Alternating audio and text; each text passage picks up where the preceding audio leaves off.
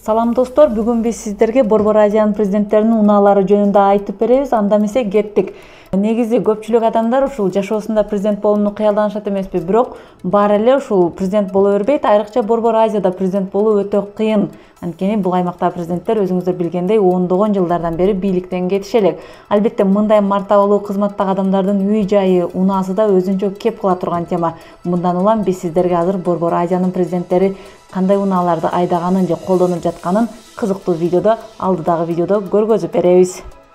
Биринчилерден болуп Казакстандын президенти Нурсултан Назарбаевдин айдаган унаалары тууралуу сөз кыла турган болсок, акыркы жылдары бул президент Германиянын өндүрүшүнө таандык Mercedes-Benz S600 Pullman Guard жана Maybach 62 унааларын колдонуп жүрөт. Бул унаанын баасы $170,000 башталат. Бул модельдеги унааны бир гана Назарбаев эмес, көпчүлүк президенттер жактырат. Алардын арасында Орусия президенти Владимир Путин да бар.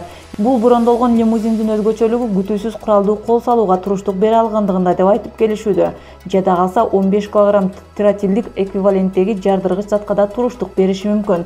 Pullman Guard моделинин айнектери да поликарбонаттан жасалып, сыртынан да ичинен да коргоочу сапатка ээ. Мындан сырткары унаанын артынан боло турган куралдуу кол салууга каршы да атайын тосмо жайгаштык. Maybach 62 баасы $115,000 башталат. Нурсултан Абишевичтин Maybach 62 унаасы менен да көп көрүп келебиз.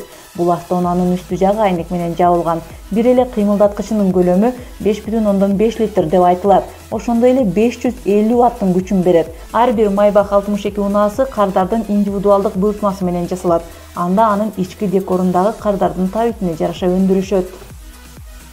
Эми Кыргызстандын президенти Сооронбай Жээнбековдун унааларына токтолсок, Сооронбай Жээнбеков W221 кузовундагы Mercedes-Benz S600 унаасын колдонот. Унаанын кубаттуулугу 517 аттын күчүнө барабар. Жээнбековдун бул унаасынын баасы $100,000 башталат. Кыргызстандын президентинин дагы бир унаасы BMW. Бул унааны Орусия 2013 жылдагы Шанхай кызматташтык уюмунун саммитин өткөрүү иштерине байланыштуу Кыргызстанга белек кылган. Анын баасы $99,000 башталат. BMW унаасынын бул моделинин өзгөчөлүгү өтө жогорку деңгээлде, коопсуз жана айнектерде ар түрдүү кол салууларга каршы тура алат. Салондун ичи да коопсуздук эрежелерине төп келип, айдоочунун бут жагында да атайын коргоочу тосмолор орнотулган. Эми Тажикстандын президенти Эмомали Рахмандын унаалары тууралуу айта турган болсок, ал дагы башка кесиптештери сыяктуу эле Mercedes-Benz 600 Pullman Guard унаасын тандаган.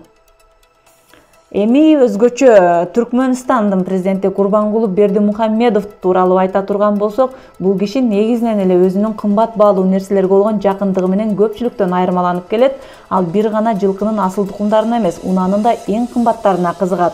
Ал башка кесиптештеринен айырмаланып Bugatti Veyron унаасы менен эл көзүнө көрүнгөн эле. Ал дүйнөдөгү өтө ылдам жүргөн унаалардын бири болуп саналат.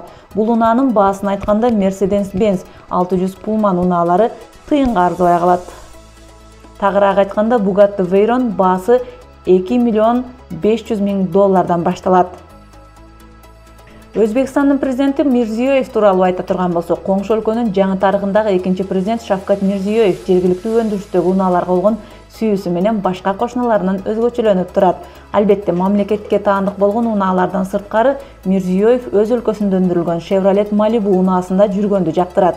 Өзбек президенти эс алуу күндөрү Malibu айдап шаар кыдырарын айткан жайы да бар. Бул унаанын өзгөчөлүгү баасында, анткени мындай унааны орто катмардагы адамдар да сатып алышы мүмкүн.